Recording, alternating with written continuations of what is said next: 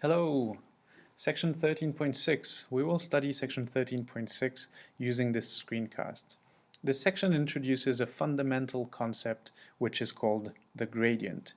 We will do this entire section in 4 screencasts, more or less visiting each of the objectives that are written here.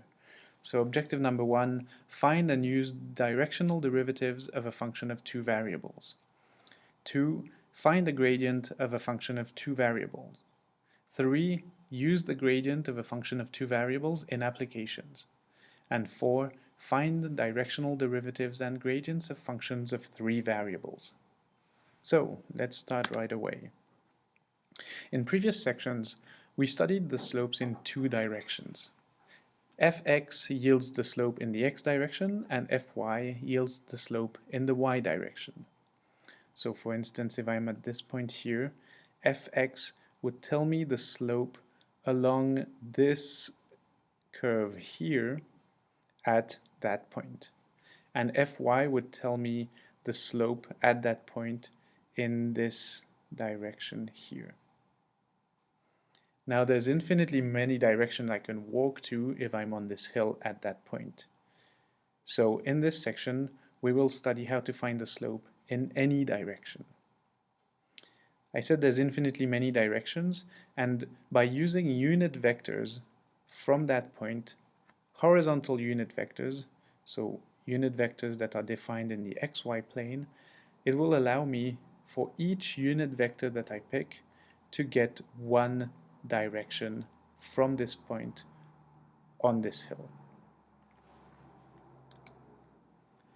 Definition. The directional derivative is the derivative in the direction of a unit vector u equals cosine theta I plus sine theta j. And it is defined like this. If you look at this carefully, you'll recognize the definition of the derivative, except that we have 2 variables. And cosine theta, sine theta here give us the direction where we want the derivative. More simply, the directional derivative of f is fx times cosine theta plus fy sine theta. If you want to know how we go from this first definition to this second result here, look in your book on page 934. One thing I need to say, I said it again but I want to point it out, insist on it, is that u is a unit vector. That's really important. We're going to use that property later, so don't forget that u needs to be a unit vector. And what it means is that the magnitude of u equals 1. So let's start with a simple example. We have a surface given by this equation. Find the directional derivative of f at the point 1, 2 in the direction of u given here.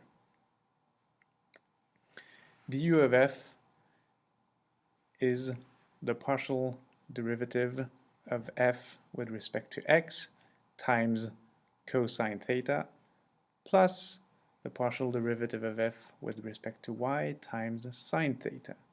So df dx is 2x, df dy is negative y over 2, and the angle is pi over 3, so cosine of the angle is cosine pi over 3 sine pi over 3.